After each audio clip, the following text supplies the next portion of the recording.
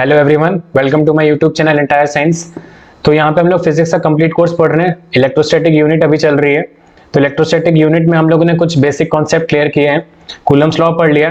पिछले वीडियो में मैंने गॉस लॉ पढ़ाया था, उसके आगे देखते हैं।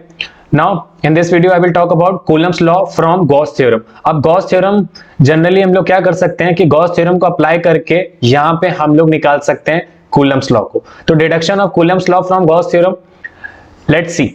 अगर मैं यहाँ पे एक चार्ज लेता हूँ, चार्ज के सराउंडिंग में अगर मैं एक सरफेस बना देता हूँ जिसको गॉसियन सरफेस बोलते हैं, और जो इस इलेक्ट्रिक चार्ज से इलेक्ट्रिक फील्ड रिलीज होगी और पॉइंट पी पे मुझे कैलकुलेट करना है।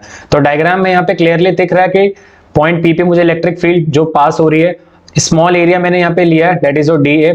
स्मॉल एरिया मैंने जो ले रखा है वो डी ए लिया है। ई इलेक्ट्रिक फील्ड है, पी जहां पे मुझे इलेक्ट्रिक पी यहाँ पे मैंने ले रखा है, दैट इज योर पॉइंट। और इस पॉइंट पे मैंने क्या रखा है, एक टेस्ट चार्ज रखा है। तो टेस्ट चार्ज जनरली मैंने बता रखा है, टेस्ट चार्ज मतलब कि एक छोटा सा चार्ज होता है जिसकी इंटेंसिटी काफी कम होती है।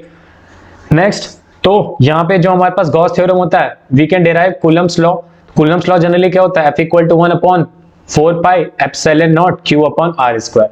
तो यहाँ पे Q चार्ज है, R स्क्वायर डिस्टेंस, और 1/4 pi epsilon naught is the constant value. Now put the test charge at plus Q naught at point P. जब मैं यहाँ पे टेस्ट चार्ज रखूंगा पॉइंट पी पे, तो यहाँ पे जो फोर्स उस पे अप्लाई होगी वो होगी F equal to Q naught E.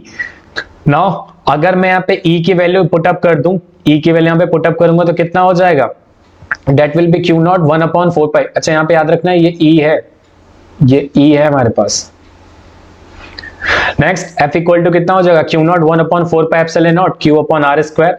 Value को पुट करेंगे, Q यहां से मल्टीप्लाई हो जाएगा एंड हमारे पास फोर्स क्या निकल आएगी, F equal to 1/4 pi epsilon naught Q naught upon R square. तो जनरली हम लोगों ने यहाँ पे किया क्या है कि यहाँ पे मैंने एक टेस्ट चार्ज लिया, चार्ज के सराउंडिंग में एक सरफेस बनाया। सरफेस के सराउंडिंग जब इलेक्ट्रिक फील्ड उसमें से पास होगी और जो टेस्ट चार्ज को वो फोर्स उस पर अप्लाइड करेगा, वो फोर्स कितना आ रहा है, 1/4 pi epsilon naught Q naught upon R square. और यही हमारा क्या होता है, कूलम्स लॉ। तो ये एक इंपॉर्टेंट टॉपिक था, इसको जरा ध्यान से समझ लेना।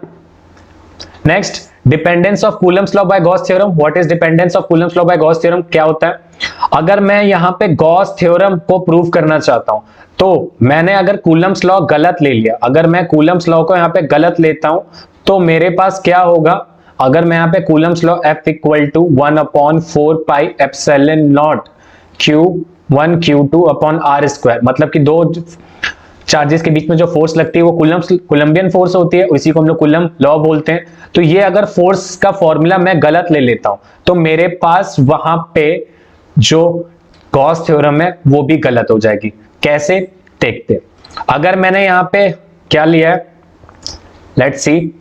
अगर मैं यहाँ पे क्या कर रहा हूं, F equal to 1/4 pi epsilon naught Q upon R square की जगह क्या लेना हूं, 1/4 pi epsilon naught Q upon R cube. Now electric flux passing through the Gauss surface, जो गॉसियन सरफेस होगा, यहाँ पे मैंने एक चार्ज के सराउंडिंग में गॉसियन सरफेस बना रखा है। R उसके डिस्टेंस से, dA is the small area and E is the electric field जो कि उसमें से रिलीज हो रही है। नाउ फ्लक्स का जो फॉर्मूला होता है वो होता है EdA। अगर मैं यहाँ पे ये क्लोज इंटीग्रल को शो करता है, that is the charge is in close surface, E dot dA small area से जो इलेक्ट्रिक फील्ड पास हो रही है। अगर एंगल दोनों का सेम है, मतलब कि इलेक्ट्रिक फील्ड भी उसी डायरेक्शन में है, तो यहाँ पे cos 0 क्या हो जाएगा, 1। तो हमारे पास जो फॉर्मूला बनेगा वो क्या हो जाएगा, EdA। इंटीग्रेट करेंगे तो वैल्यू क्या बन जाएगी, that is your flux equal to phi equal to EA। इसको फाई बोलते हैं, याद रखना, इसको फाई बोलते हैं, सिंबल को फाई बोला जाता है,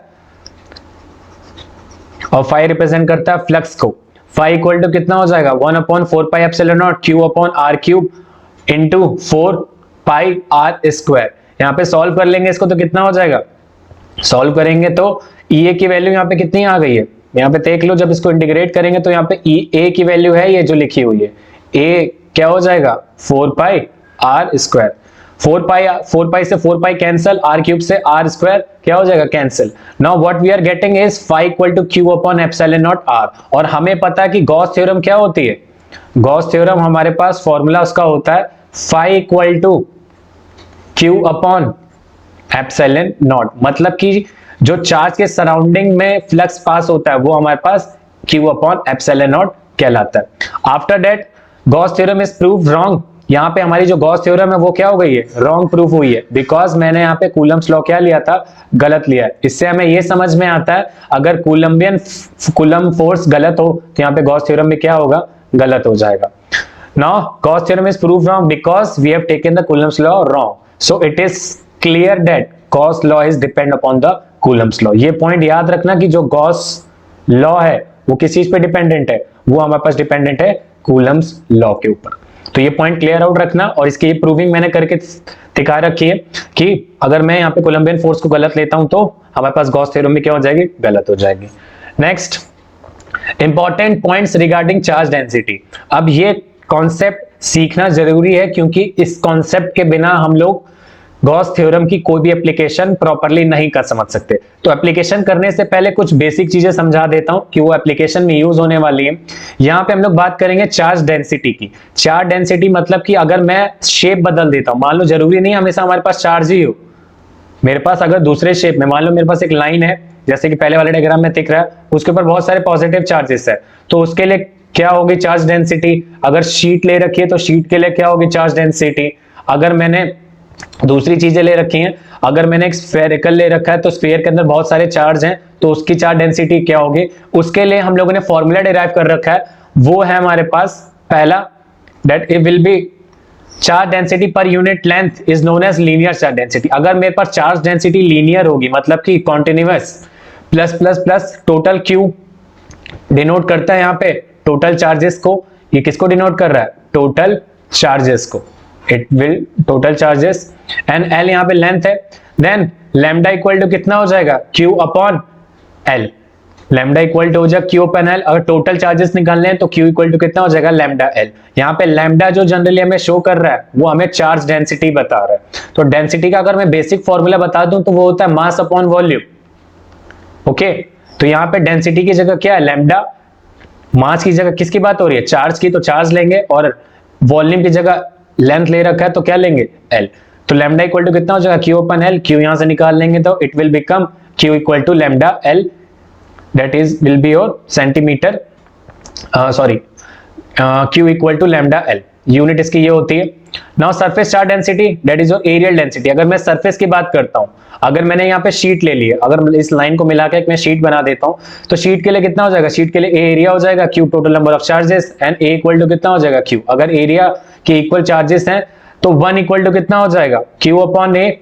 नाउ अगर मैं डेंसिटी निकालना चाहता हूं किसी सरफेस चार्ज डेंसिटी के लिए, मतलब एरियल डेंसिटी निकालना चाहता हूं तो कितना हो जाएगा, it will sigma equal to Q upon A. Sigma यहाँ पे चार्ज डेंसिटी को शो कर रहा है, क्यू यहाँ पे चार्जेस है, ए एरिया, तो क्यू इक्वल टू कितना हो जाएगा, सिग्मा ए। लास्ट ये यूनिट याद रख लेना, volume charge density. Volume charge density क्या होता है, अगर मैं किसी वॉल्यूम की बात कर रहा हूँ, वॉल्यूम मतलब कि अगर स्फीयर की बात कर रहा हूँ उसके अंदर चार्जेस कितने हैं उसकी वॉल्यूम में कंटेंट होंगे ना, क्योंकि स्फीयर खाली होता है, अंदर उसके चार्जेस भर दूंगा तो उसके वॉल्यूम की बात हो रही है। तो रो इक्वल टू कितना हो जाएगा, दैट विल बी और क्यू अपॉन वी। और यहाँ पे जनरली फॉर्मूला हमारे पास डेंसिटी के लिए क्या होता है, मैंने स्टार्टिंग में लिखा था M rho equal to M upon V, but यहाँ पे रो रिप्रेजेंट कर रहा है किस चीज को, चार्ज डेंसिटी ऑफ वॉल्यूम। अगर मैं वॉल्यूम के टर्म्स में बात कर रहा हूं तो Q इक्वल टू कितना हो जाएगा, रो इंटू वी। तो ये तीनों फॉर्मूले अच्छे से आने चाहिए क्योंकि ये अभी यूज होने वाले हैं गॉस थ्योरम के एप्लीकेशंस में। तो पहला अगर लीनियर के लिए निकालना है तो Q equal to lambda L. अगर मैं बात कर रहा हूं एरिया के लिए तो Q इक्वल टू सिग्मा ए, और मैं बात कर रहा हूँ डेंसिटी के टर्म्स में वॉल्यूम के लिए तो वो हो जाएगा Q equal to rho V. इस वीडियो में इतना ही। नेक्स्ट वीडियो में हम बात करते हैं गॉस थ्योरम के कुछ एप्लीकेशंस के बारे में। तो till here, thank you. Channel अच्छा लगे तो सब्सक्राइब करना, लाइक करना और शेयर करना। मिलते हैं नेक्स्ट वीडियो में।